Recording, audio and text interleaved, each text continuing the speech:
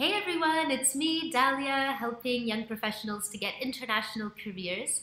And since it is Sunday, the so-called self-care Sunday, I thought I would sit down with you and we could have some tea together and have a little chat and enjoy a little relaxing moment here. So just what I've been seeing is that self-care is really all the rage these days.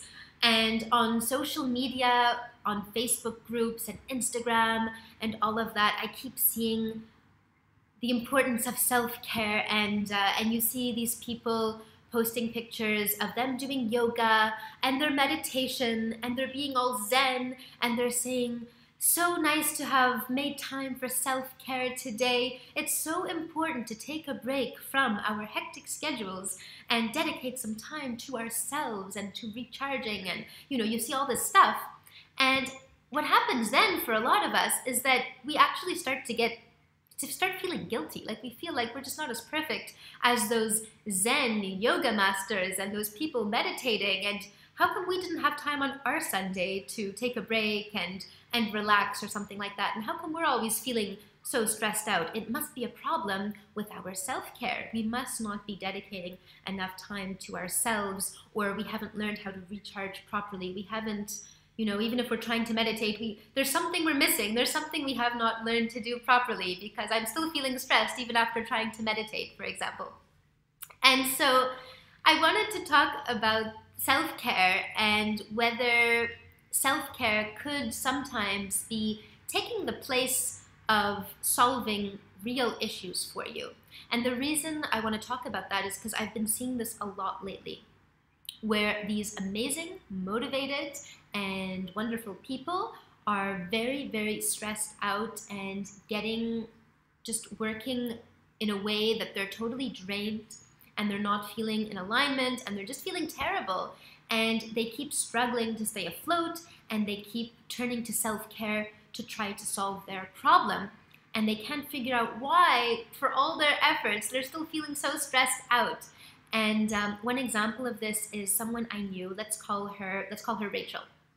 So Rachel was working for a company, and she was amazing, okay? I mean, if you met her, you would see that she was a beautiful person. She was warm, and she was friendly and very sweet, and you could tell she had really good work ethic. You could tell that she really wanted to deliver a lot of value in her job. She wanted to do a great job and prove herself. However, she was functioning in a toxic work environment. She wasn't doing a type of job that was helping her to grow. She was feeling really, really unfulfilled, and this was leading to her feeling very stressed out every single day. So what did she do? Well, she tried to invest more in her self-care. So in the morning, she started going for runs. She started to meditate in the evening, and she started doing yoga as well. She started lighting candles. She was doing all of the self-care routines. And yet this went on for many, many months, and she was still just as anxious, feeling just as stressed, heading down, starting to become depressed actually. And this whole time she really thought it was her. She thought she had to fix something about herself and keep doing more self-care, keep trying to fix whatever was going on inside her. And of course, it turned out that the real problem wasn't that she wasn't meditating properly, or wasn't spiritual enough, or wasn't doing her yoga poses properly, or wasn't exercising enough.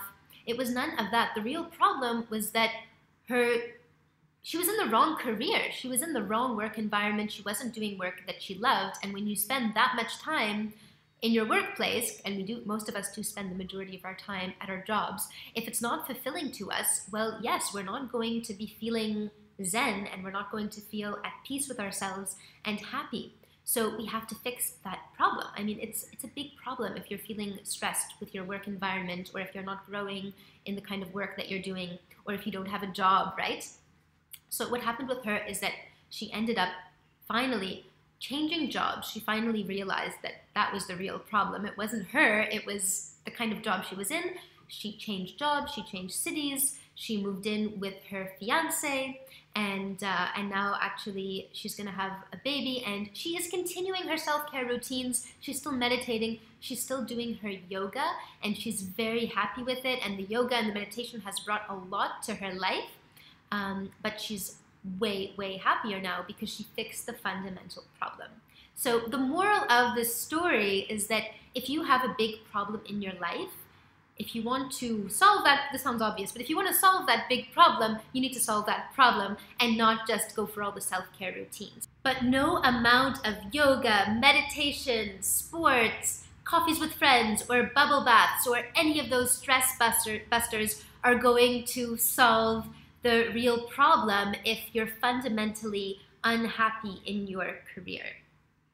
So, for those of you who have been trying various self-care routines or feeling that guilt of not having a strong enough self-care routine and who are still feeling stressed and not fulfilled, then I would encourage you to spend your hour of self-care or whatever time you have today thinking about what is your real underlying problem that cannot be solved by these quick fixes, by these band-aids. What is that real problem that's been going on for a long time, that's been a chronic constant in your life that you need to solve so that you can really start to feel happy and start living your life to the fullest, and so that when you have those self-care routines in place, they're just going to be complementing a wonderful lifestyle rather than trying to make up for a not so great lifestyle. So let me know in the comments what kind of a role self-care plays for you and what underlying problems you think you might be facing, which you might have tried in the past to cover up with any kind of self-care. And I'm looking forward to hearing from you, and I wish you all a fabulous Sunday and a good start to the week.